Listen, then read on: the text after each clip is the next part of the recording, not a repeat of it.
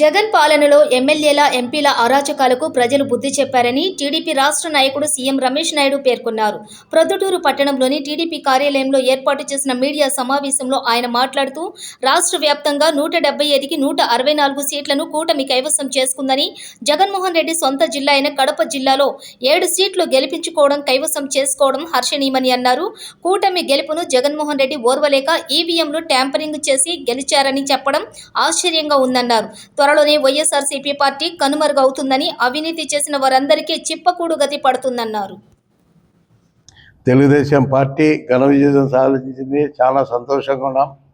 ప్రొద్దుటూరు కానీ, జమ్మలమడుగు కానీ, మైదుకూరు కానీ, కడప కానీ, కమలాపురం కానీ ఈ పార్లమెంట్లో ఘన విజయం సాధించినారు. ఐకమత్యంగా అందరము పోరాడి జిల్లాని అభివృద్ధి చేయాలనే సంకల్పంతో తెలుగుదేశం పార్టీ నాయకులం అందరం కూడా ఉన్నాము. కావున తప్పకుండా తెలుగుదేశం హయాంలో మళ్ళా గ్రామీణాభివృద్ధి కానీ, పురపాలిక సంఘాలు కానీ నీటి సమస్య లేకుండా, పవర్ సమస్య లేకుండా చేయగలుగుతాం.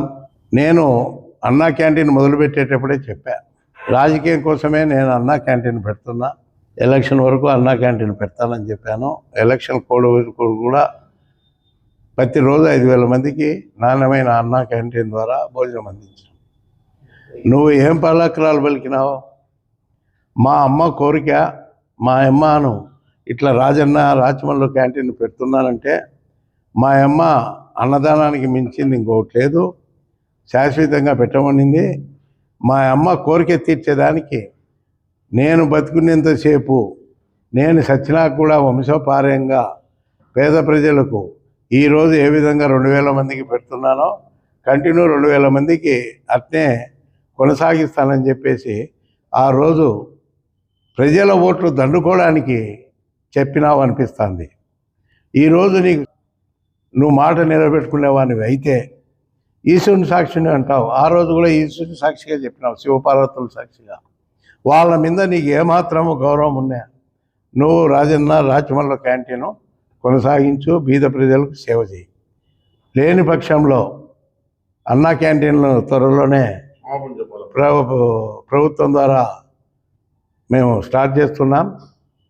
నువ్వు ఇప్పుడుండే మున్సిపాలిటీ స్థలంలో నెలకు 15,000 లీజు తీసుకొని గవర్నమెంట్ మున్సిపాలిటీ స్థలంలో చాలా తక్కువ ధరకు అధికారం ఉంది కదా అని నువ్వు అక్కడ ఎస్టాబ్లిష్ అయినావు.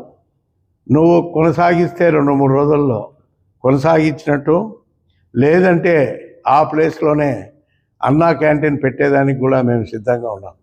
ఇది నీ సవాలుకే వదిలేస్తున్నాం, నీ పౌరుషానికే వదిలేస్తున్నాం, నీ ఇంకిత జ్ఞానానికే వదిలేస్తున్నాం. నీ శివపార్వతులు నీకు అండగా ఉంటారని చెప్తా అంటావు. మరి ఆ శివపార్వతులు సాక్షిగా చెప్పినావు. ఇప్పుడు ఏం చేస్తావో, నీ నైతిక విలువలను కాపాడుకుంటావో, తొంగలో దొక్కుతావో, లేదా అది కూడా రామ్ గోపాల్ వర్మ డైలాగు అనుకోవాలనో మేము నువ్వు నిరూపించుకోవాలి. మున్సిపాలిటీని దోచేసినావు, ఎక్కడ పడితే అక్కడ గవర్నమెంట్ ల్యాండ్లు ఆక్రమించావు. నీ అక్రమాలన్నీ బయటికి తీస్తాం.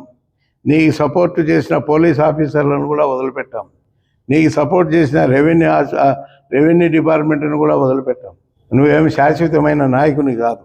కాబట్టి శాశ్వతమైన మాటలు చెప్పావు కాబట్టి రాజమల్లు క్యాంటీన్ కొనసాగించాలని మనసారా మేము కూడా ఆశిస్తున్నాం. దాన్ని నువ్వు క్షమాపణ చెప్తావా, కొనసాగిస్తావా? ప్రొద్దుటూరు ప్రజలకు క్షమాపణ చెప్పాలా, కొనసాగించాలా? మీరు కొనసాగిస్తే మేము కూడా అక్కడికే వచ్చి మీ రాజన్న క్యాంటీన్లో కూడా భోంచేసేదానికి కూడా మేము సిద్ధంగా ఉన్నాం. నీ ఓపెనింగ్కి పిలిస్తే మేము రావడానికి కూడా సిద్ధంగా ఉన్నాం. గట్టి మాటలు మాట్లాడతావో, గట్టి మాటలు మాట్లాడతావో నిరూపించుకో రాజమల్లు గారు. నీ పని అయిపోయింది.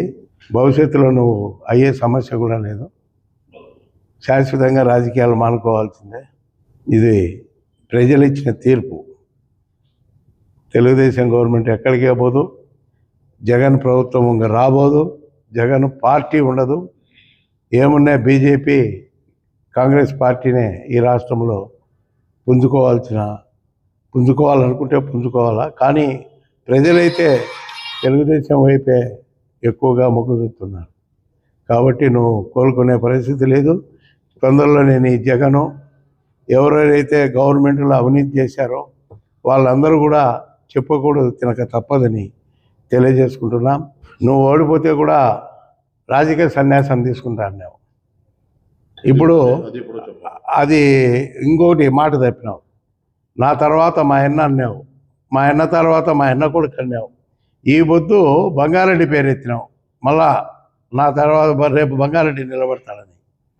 ఈరోజు నీకు మనిషి లేక బంగారెడ్డి దిక్కై బంగారెడ్డిని మళ్ళా పొగుడుతూ దగ్గరికి తీసుకోవాలా అనే ఉద్దేశంతో బంగారెడ్డిని పేరు ముందుకు పెడుతున్నావు.